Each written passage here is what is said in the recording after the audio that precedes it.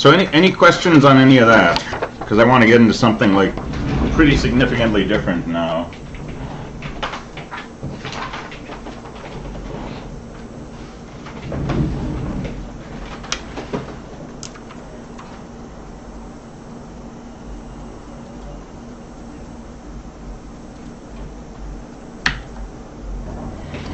All right, let's talk about input and output.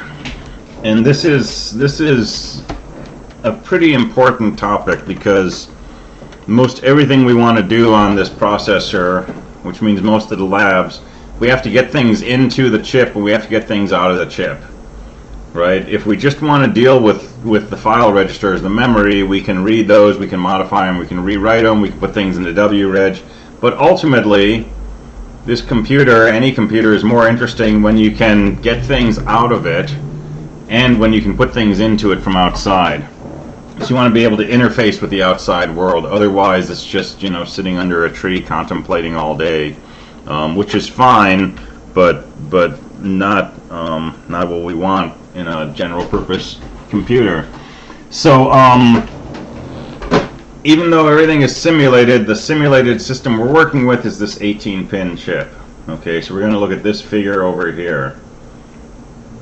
And we looked at this, you know, in the first class, and we noted these pins were multi-use. For example, pin 1 is RA0, and it's also AN0. And pin 18 is RB3, but it's also CCP1, and it's also P1A.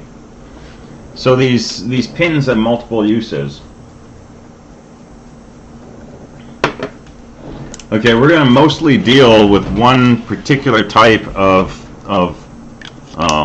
pin for now, which is what we call digital input and output, digital I/O. And that's all we're going to concern ourselves with for most of, you know, certainly for the first half of the course, is just digital I/O. Digital meaning ones and zeros, high, lows, on, off. And typically what we would do in the lab is we would hook a switch up to pin 1, and we'd wire our switch in our regular engineering 250 way so that when you flip the switch in one position, you get 5 volts, and we put it in the other position, you get 0 volts. And if we connect the output of that switch to pin 1, we'd like to be able to know, is pin 1 currently being driven by 5 volts or 0 volts? Okay, this is an input operation. So input would be saying, tell me what the voltage is on a pin or on a set of pins. Output is the opposite.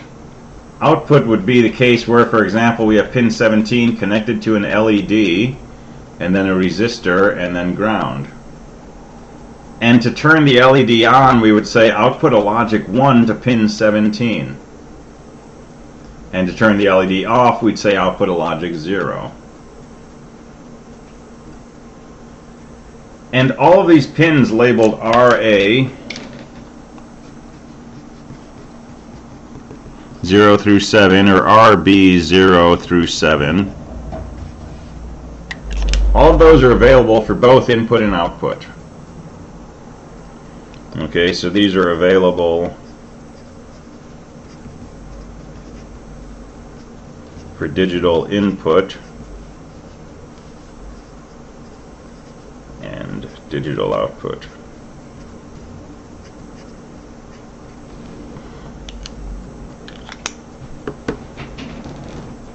For the most part.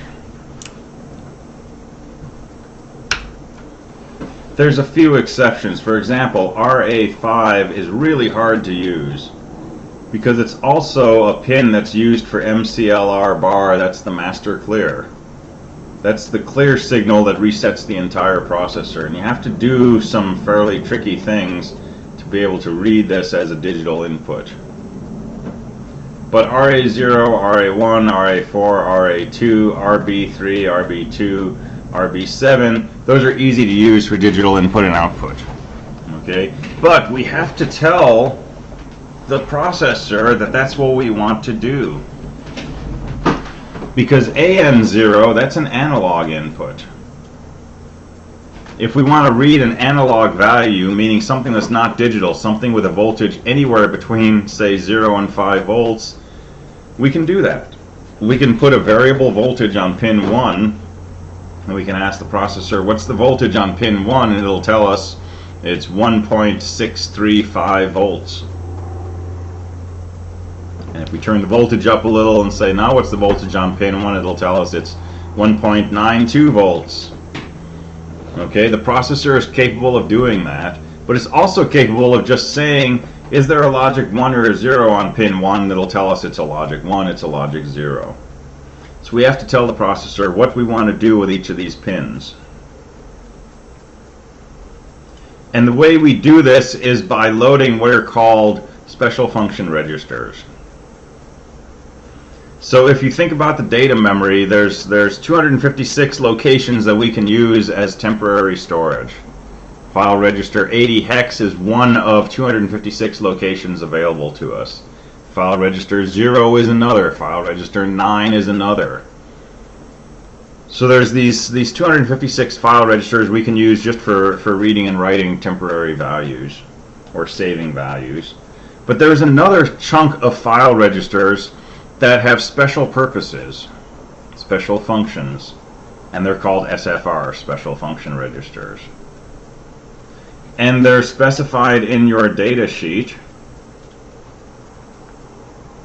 So register file summary, and this is the table we were looking at before. And so, for example, one of those registers is called status. And it's not a register we normally use just to store temporary values into, but it's a register that we read from to see, did the last operation result in a negative number, a 0 number, a carry, and so on and so forth. There's another register called port A. Port A is a collection of bits that we can use to get to certain pins on the outside of the chip. In particular, the pins labeled RA7, RA6, RA5, and so on. Port B is a register that we can use to interface with the pins labeled RB.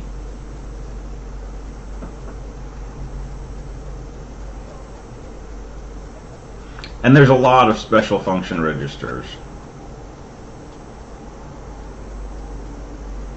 Here's one called WReg. That's the working register. That is the WReg that we've been talking about. So when I say move LW7 and I say put a 7 into the W register, it's this location in memory associated with WReg that gets loaded with that value. So this is another bank of about 100 registers that we can read and we can write, but they have special functions, special purposes. They're not generally available for us to do whatever we want.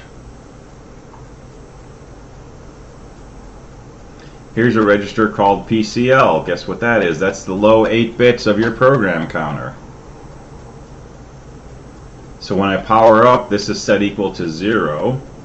And after I execute the first instruction, this gets incremented by typically 2, and now this will be equal to 2.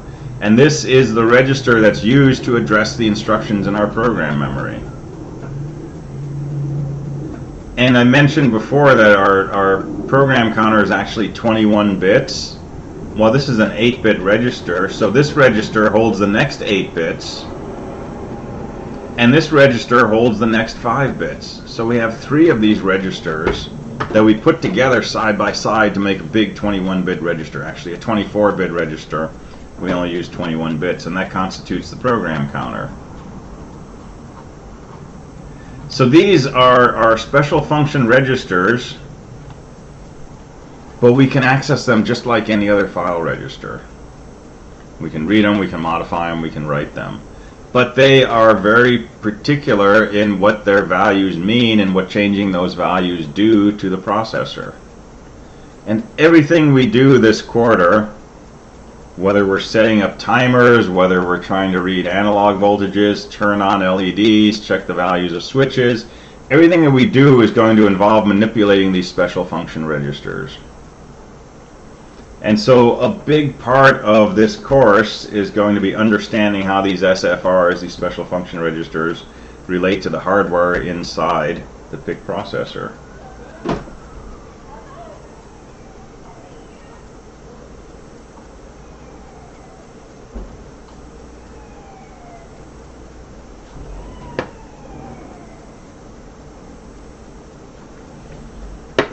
So let's go back to I/O.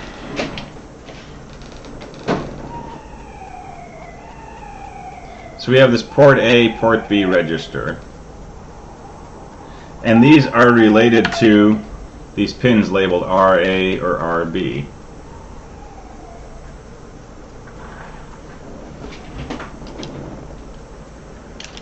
And here's the way this works.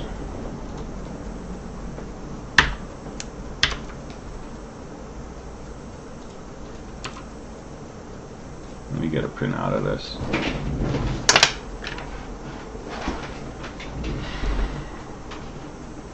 The PIC is what we call an 8-bit processor. The file registers are 8 bits, the working register is 8 bits. Most of what we do is done in these 8-bit chunks. Okay, on a 32-bit processor, your basic block is 32 bits. So you can read 32 bits at a time, modify them, and so on and so forth. But the reality is, when we're working with these SFRs, a lot of times we really want to work with individual bits.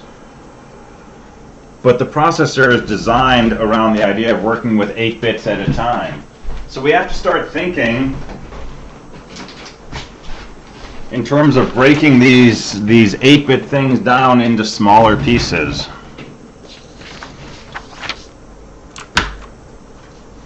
Alright, so here's a picture of our PIC 18F1220. So we're working with this diagram. Alright, port A is an 8-bit special function register.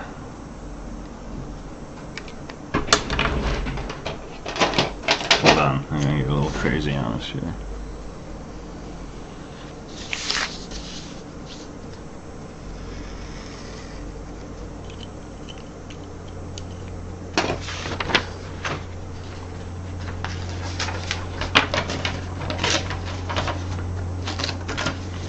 An advantage over a whiteboard. Alright, so here's how this works. We've got port A, and it's 8 bits.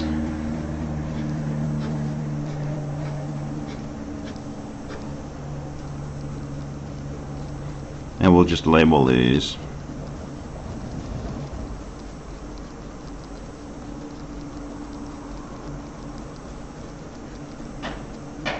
Alright, there's our 8 bits. This pin right here, pin 1, this is connected to this bit of the port A register.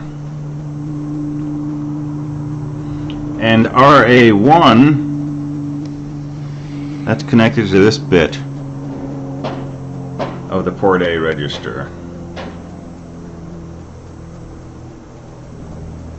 And let me see if I have any on the right side. There's RA7, that's connected to this bit, and RA6 is connected to this bit, and so on. So if I read this special function register,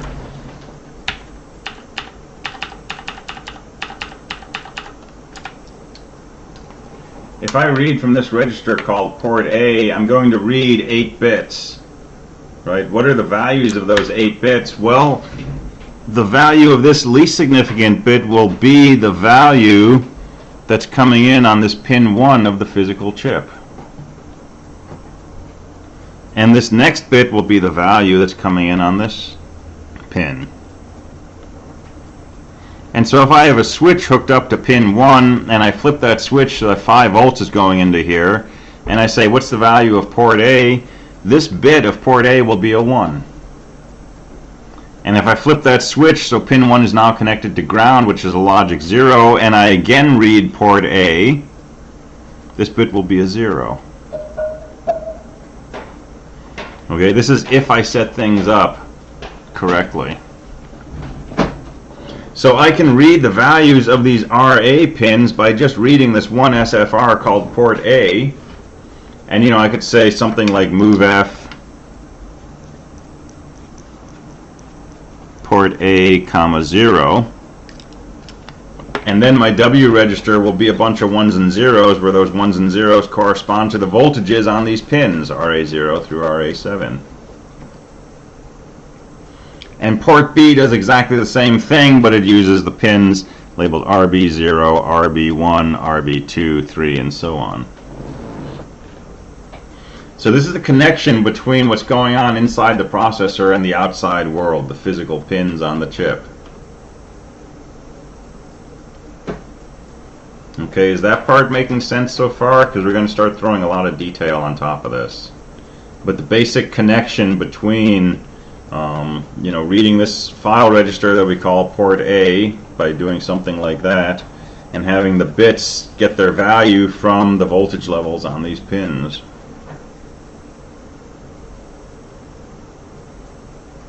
Just so I can understand this, so RA7 is our most significant bit and RA0 is our least significant bit. Correct. Okay.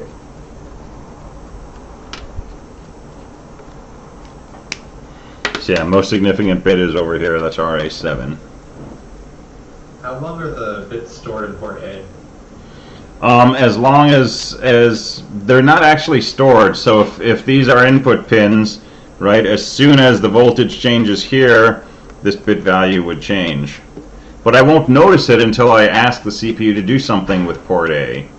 So internally, if this drops from a 1 to a 0, this will change from 1 to a 0. But it's only when I do something like this that I would notice that, that least significant bit is now a 0. Okay.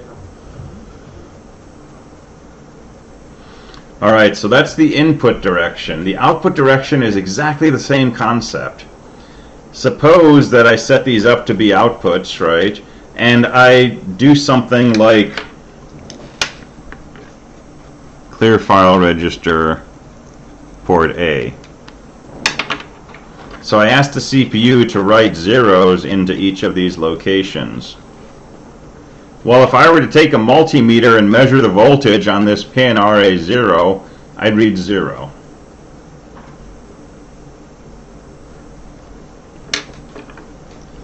On the other hand, if I do something like this, move LW3, move WF, port A. Well, when I do that, I'm trying to write the binary version of 3, which looks like 1, 1, and then a bunch of zeros. I'm saying take that bit pattern and write that to port A. Now if I take a multimeter and I measure the voltage here at RA0, I'm going to see 5 volts. And if I measure the voltage here at RA1, I'm going to see 5 volts. But if I measure the voltage at RA2, I'm going to see 0 volts. So if I have LEDs connected to these pins instead of a multimeter, I can turn those LEDs on and off by writing 1s or 0s into these bits of port A.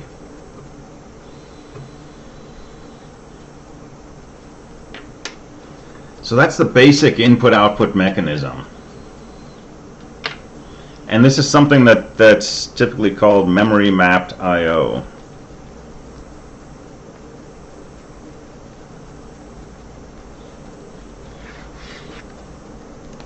And most systems use memory mapped I/O. Early days of microprocessors, sometimes you had an input and an output instruction.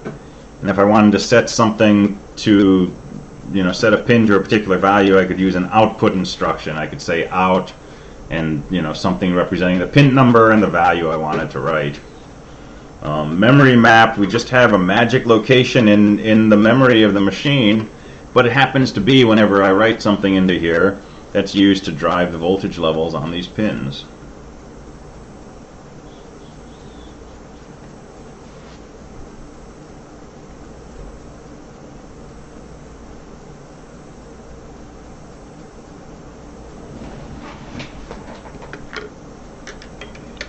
All right, so that's the high-level view. Okay, memory mapped I/O. We have port A. If we read from it, we see the voltages on pins. If we write to it, we apply a voltage to the pins. And port B is exactly the same. Okay, there's two details that we need to, two complications we need to add to this. The first complication is we can't simultaneously do input and output on a given pin. What happens if I connect this pin to 5 volts with a switch, but then I try to write a 0 to it which says connect this to ground? Right? If I have this pin connected to 5 volts, but I try to write a 0 to it, I'm potentially creating a short, right? Because my switch is connecting this pin to 5 volts, but my processor is told connect this to 0 volts, and I'm potentially creating a short between power and ground. And what does it even mean to say write a 0 to this pin or write a 1 to this pin while I'm also trying to read a value from this pin? So on the PIC processor, pins are what we call unidirectional. Each pin is either an input or an output. Can't be both at the same time. So on the diagram of the chip, you see these bidirectional arrows, right? These fuzzy two-way arrows on the pins, indicating that sometimes this pin is an input, sometimes it's an output. But it's not both at once. So we need to do some setup before we start reading from or writing to the pins.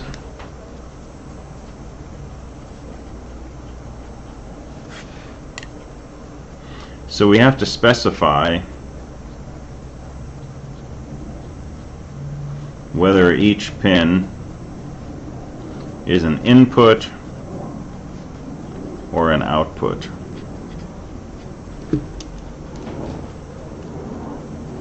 And then we can read from or write to the pins using the port A and the port B registers. We have to specify for each pin whether it's going to be an input or an output first. And how do we do this? The answer is always going to be we use special function registers. Alright, so let's go back to the clean picture of our chip. Suppose we want to read from pin 1. Suppose we're going to hook this up to a switch. Okay, and we're going to say, tell me whether pin 1 is seeing 5 volts or 0 volts. We want to do input from here. Okay, that's actually the default condition. When you first power on the chip, all the pins are treated as inputs. So if I want to read from a pin, I don't have to do anything special. But if I'm going to do output, I have to specify that I want output to happen. Okay, so let's just talk about port A for a moment. So for port A, there's 8 bits. There's another register called TRISA. TRIS is short for tri-state. They're both 8-bit registers.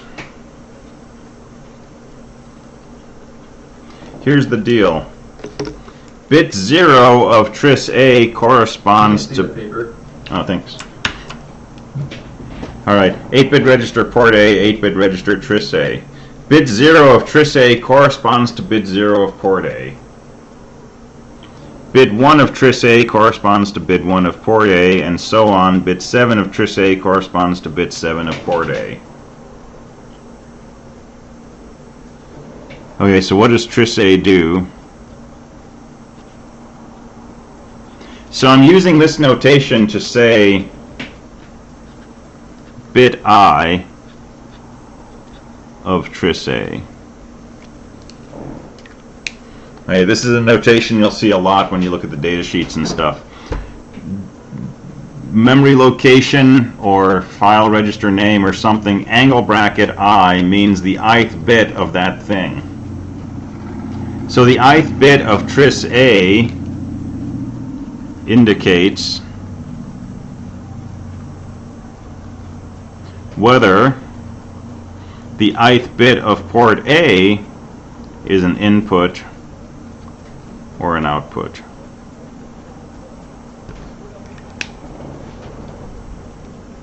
So these 8 bits each individually control whether the corresponding bits of port A are inputs or outputs.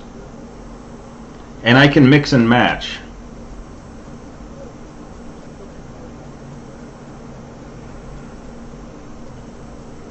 And the coding for this, if I want something to be an input, I set the TRISA bit to be a 1. If I want it to be an output, I set the TRISA bit to be a 0.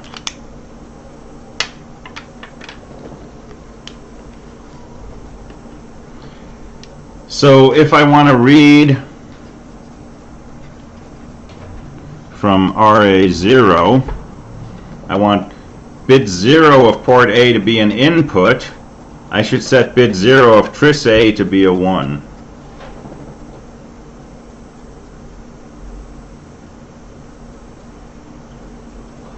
And if I want to read from RA2, I want the second bit of port A to be an input. I'll set the second bit of TRISA to be a 1.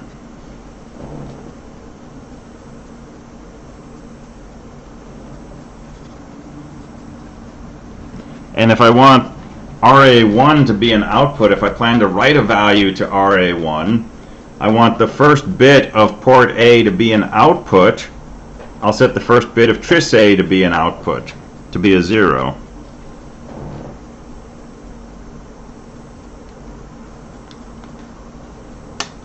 Okay, this is confusing as heck, and if you don't nail this down, it's going to be confusing for the next 7 weeks. So you really want to think about this and ask questions, and we'll go over this a bunch of times, and you want to make peace with this, because once you understand this, it's pretty straightforward to use. But otherwise, you're going to be trying to guess this TRIS A, TRIS B business for the rest of the course, and that's no fun, because it comes up every time we do anything with the processor. So this register is saying whether the corresponding bits in port A should be inputs or outputs. Okay, it's basically saying which way does the door open. If I put a 1 in here, I'm saying I'm going to read from this bit of port A. If I put a 0, I'm saying I'm going to write to this bit of port A.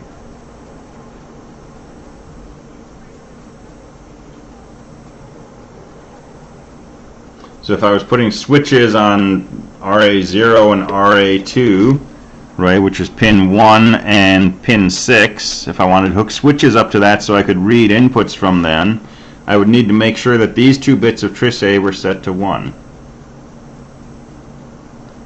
And if I'm putting an LED on pin 2, which is RA1, meaning I want to write a value to RA1, I would set that corresponding bit of TRISA to be a 0.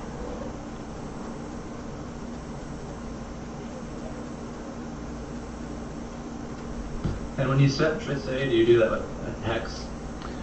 You can do it a number of ways. So if I wanted everything to be a 0, I could say clear F TRISA. If I wanted everything to be a 1, I could say set F TRISA. If I wanted to be a bunch of 0'd followed by this 1, 0, 1, I could move a 5 into W and then move W into TRISA with move WF. And whether you do it in hex or binary or in decimal, is just how you want to write the instructions in assembly language.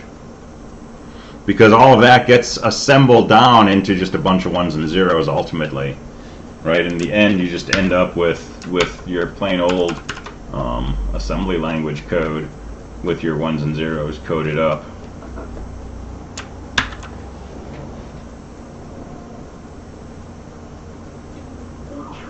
Is there default values for the rest of TRISA? There is.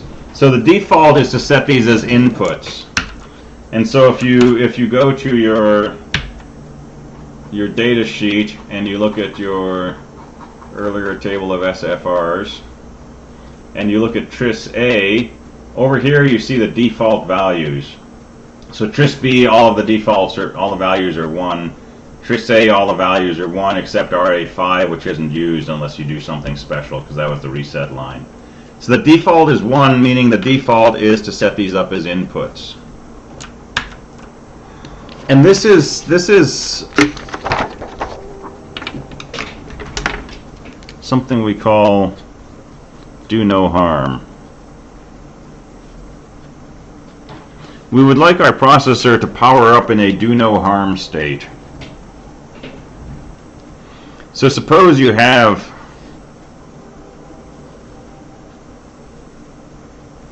your chip and you've got pin 1 RA0 and you've got that connected to a switch.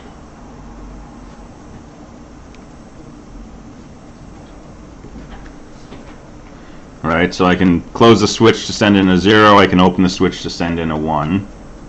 And suppose I power up the system and RA0 is by default an output. Well, the CPU is going to send either 0 volts or 5 volts out this pin, and if it sends 0 volts and I've got this connected to 5 volts, I've created a short. And that can draw a lot of current. If I didn't have this resistor here, I would probably short out my power supply and I would probably fry something inside the chip. But if I power up with this as an input, I haven't done any harm. On the other hand,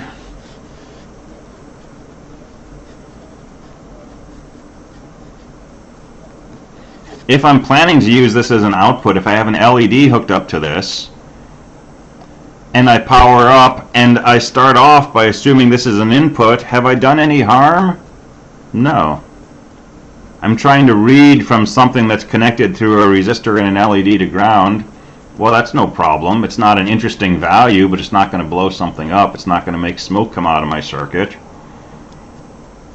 And in this case, if I happen to power up as an output, no problem. Right? I've got an LED. If it's 5 volts, the LED will turn on. Well, that's not a big deal, right? But in this case, if I power up as an output, I potentially damage my system. So the do no harm state for these pins is to power up as an input.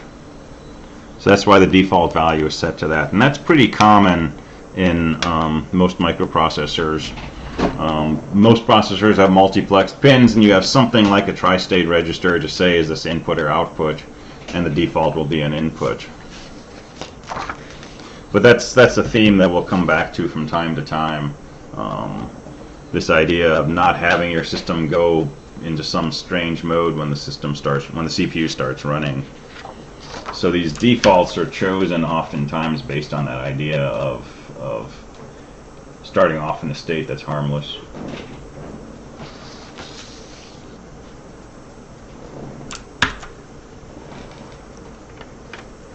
Alright, so TRISA and PORTA. This is short for Tri-State Register A. Tri-state, sometimes, I don't think we talked about it in my 250 class, but sometimes we talk about it. It's a third state of logic that's considered to be neither high nor low. And you can hook it up to 5 volts or ground and it doesn't cause a short. So we would just call it TRISA. 8 bits corresponding to the 8 bits of port A. And there's a TRIS-B that corresponds to port B. If you're on a processor that has a port C and a port D and a port E, you would have a TRIS-C, TRIS-D, and TRIS-E register for each of those. Memory mnemonic that I use.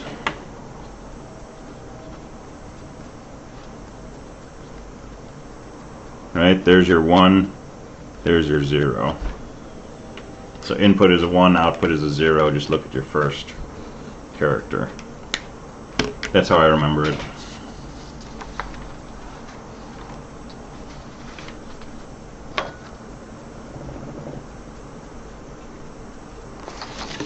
Alright, so when you want to set up your I/O, before you actually do any reading from or writing to the pins, you have to specify whether each pin is an input or an output.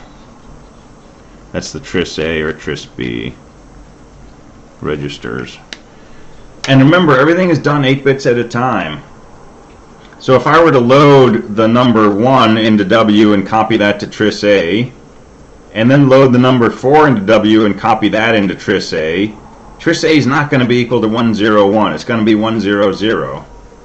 Right? It's going to be the last thing that I copied into it. So if I want TRIS-A to look like this, I have to load this 101, right, which is 5, into W, and then copy W to TRIS-A.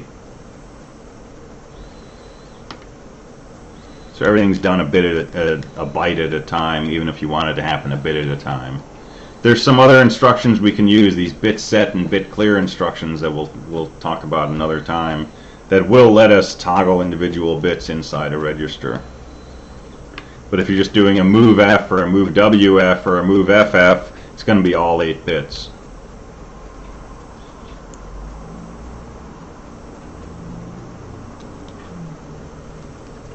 Alright, there's one other thing we have to do for our I/O setup.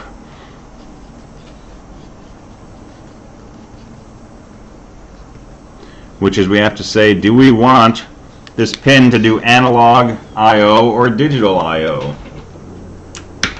In other words, if we're looking at RA0, pin 1, do we want to do digital input or output, or do we want to do analog input? Because 7 of these pins are capable of reading analog voltages. So RA0 through RA6 can do analog input. And how do we specify whether we want to use analog or digital? There's another special function register, and that's called ADCON1. And if you look at the ADCON1 register, it's an 8-bit register. The most significant bit is ignored, but the other 7 bits correspond to flags to say whether we're going to use analog or digital on these pins. So ADCON1 is a special function register, and 1 means digital and 0 means analog. And pretty much everything we do in this course, we're going to do digital I/O only. We'll have one lab where we deal with some analog I/O. So our default value for ADCON1 that we're almost always going to deal with is this, which is 0x7f.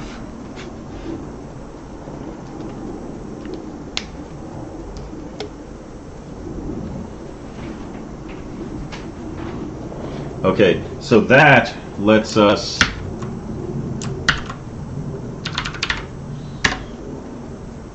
jump into our code from last week.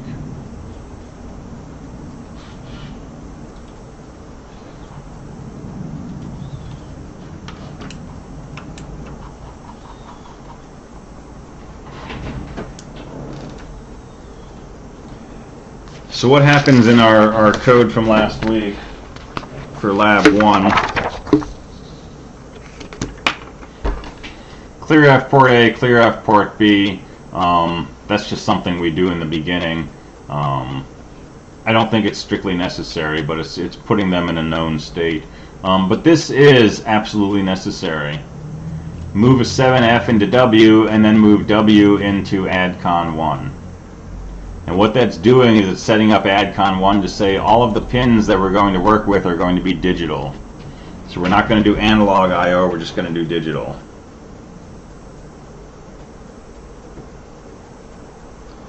And then move a 0 into W and move that into TRISB. Okay, a 0 in a tri-state register is an output, right? 0 output, 1 input.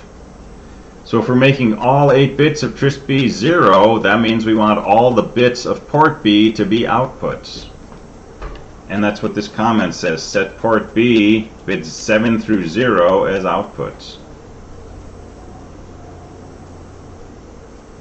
And then move a 1 into W and move that into TRISA. So what are we doing there?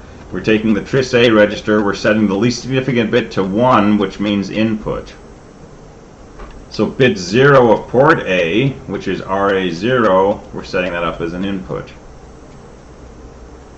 So this pair of statements right here is saying we're going to read from pin RA0, and we're going to leave all the other RA pins as outputs.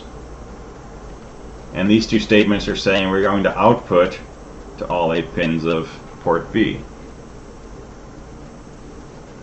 And these two statements, which you'll see in the beginning of almost every program we encounter, are saying I'm not interested in doing any analog I/O. Everything I'm going to do is digital. So most programs you write, you'll put 7F into W and move that into ADCON 1. And then you'll load some value into W and put that into TRISA, and load some possibly different value into W and put that into TRISB. And you're going to do that in the beginning of pretty much every program you write. And that's conditioning the input-output system.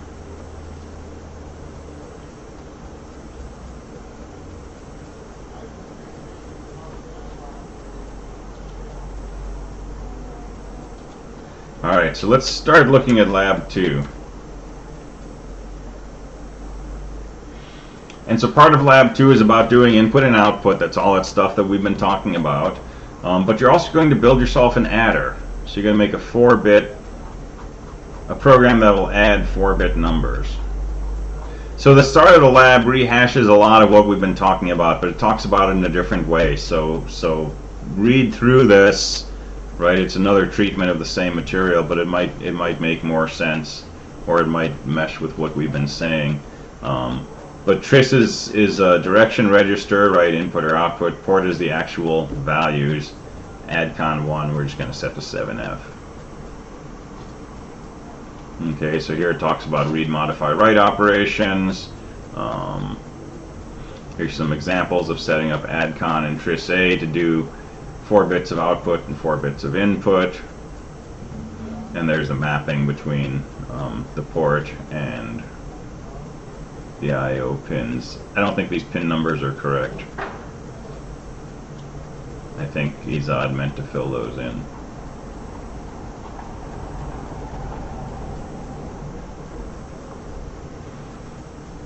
Don't worry about the watchdog timer yet. Alright, so you have a single experiment for this lab.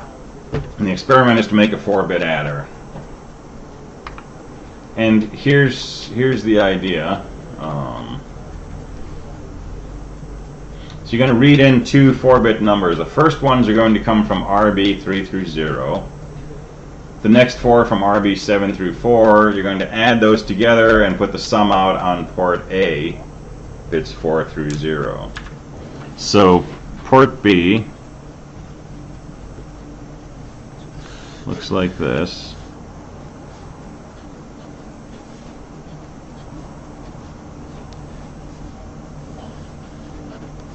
Alright, these 4 bits, I'm just going to think of this as like X.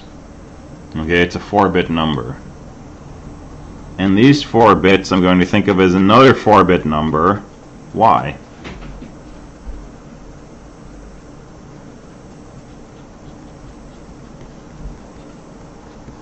I'm going to add those together, I'm going to get a 5-bit sum. Right? Biggest case, this could be all ones, which is 15 plus 15 is going to give me 30. That's a 5-bit number. Okay, I'm going to take this number and I'm going to send it to port A.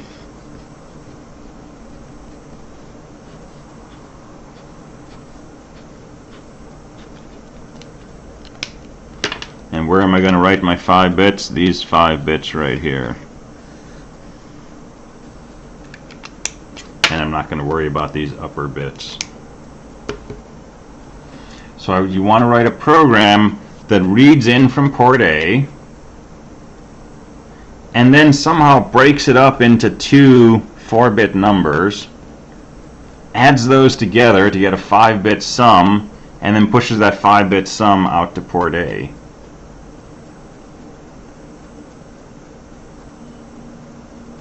So for example,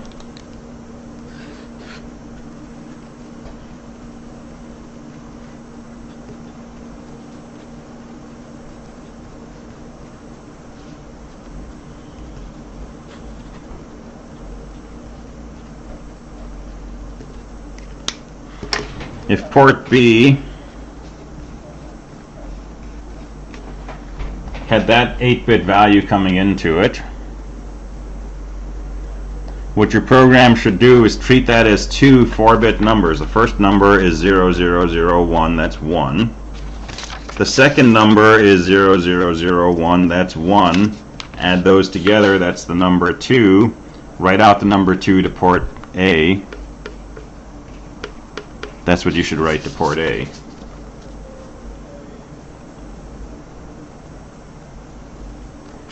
And if port B looks like this,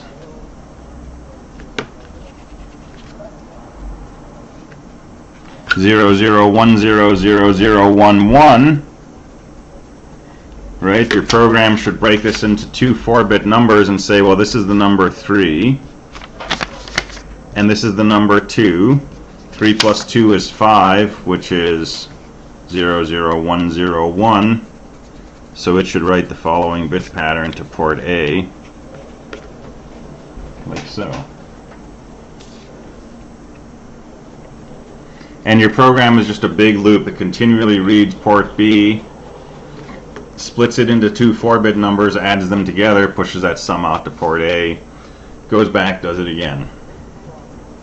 Okay, that's your experiment.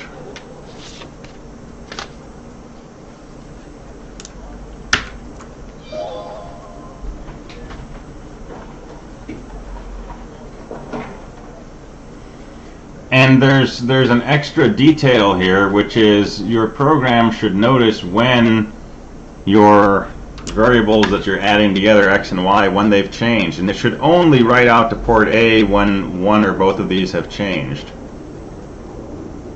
So you're going to want to do some extra work each time you read port B to see if it's the same as the last value that you read from port B. And if it is, don't do anything, just go back and read port B again. But as soon as you notice that port B is different from the last time you read, then go ahead, split it into two 4-bit numbers, add them together, push the sum to port A.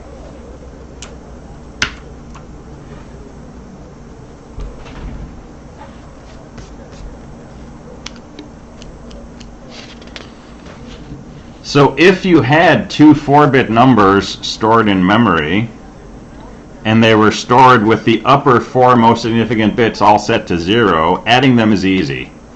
Right? Push one to W and then do add WF with the second. The trickier part of this experiment is splitting your 8-bit number into two 4-bit numbers.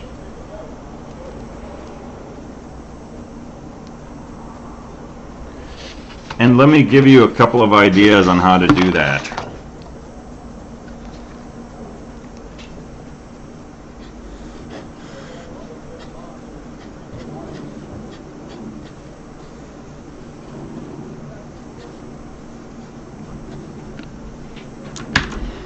So suppose you read port B and you copy it into, I don't know, the W register.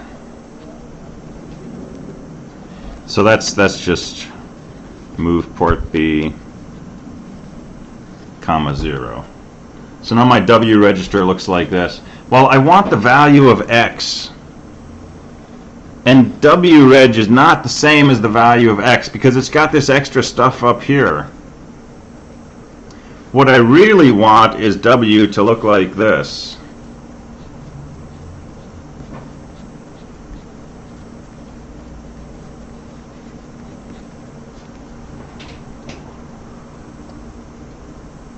Right? If I have this in my W register, I can save that somewhere, and eventually if I get W to look like, Y with zeros, then I can add them together. So the first trick is, how do I go from this to that? And this is where we use a bit mask. So remember our literal instructions.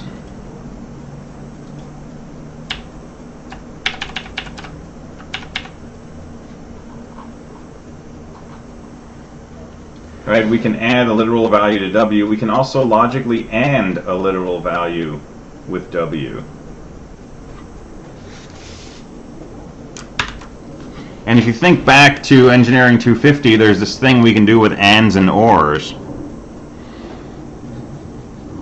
Anytime we AND something with a 1, we don't change its value.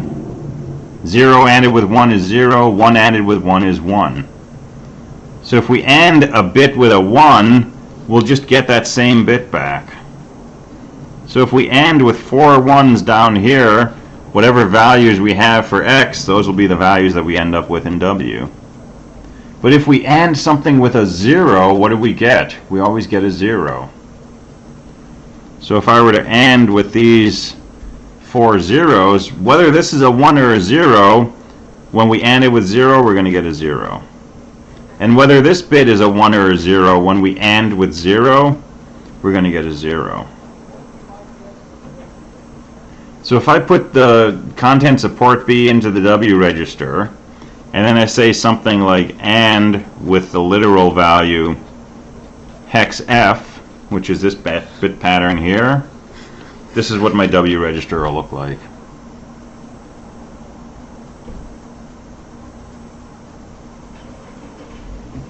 Let me see what my question is here.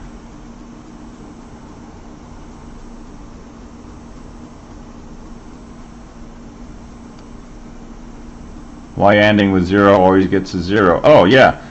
So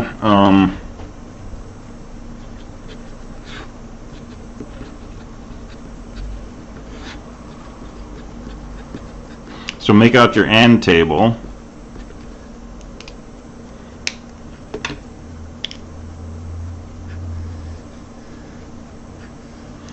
And let's just look at A. Okay. If I AND with a 1, if A is 0, I get a 0. If A is 1, I get a 1. So ANDing with a 1 just gives me back A. But if I AND with a 0, whether A is a 0 or a 1, the result of that operation is always a 0.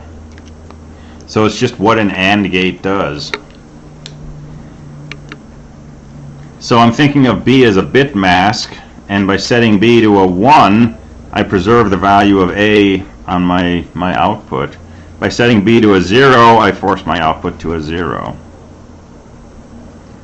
So ANDing port B with 4 zeros followed by 4 1s masks off these upper 4 bits, right? Sets them to 0 and then just gives me my low 4 bits as the low 4 bits of the result.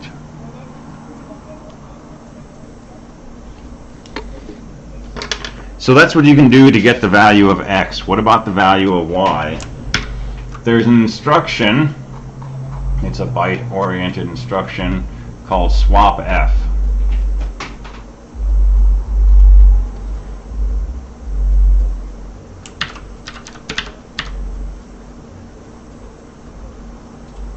In SWAPF, the operation is take the low 3 bits and move those into the low 4 bits, move them into the upper 4. Take the upper 4 bits, move them into the lower 4. SWAPF does exactly what you think it sounds like. It takes X and Y and it swaps them with each other. So after I do a SWAPF on W, X would be up here, Y would be down there. And then if I do a bit mask with that, if I AND that result with hex F, now my W register will have Y down here and zeros up here. So you can use that to break your 8-bit number that contains both X and Y into 2 separate values, one containing just X with zeros up top and another containing Y with zeros on top. Now you take those, you put one into W, you add the other one with an add WF, and you can just copy the result to port A, and you're done. Alright, so that should get you started. I'll be in my Zoom office hours until 4 o'clock. But hop into MP Lab, start writing some code, start experimenting with doing inputs and outputs and so on.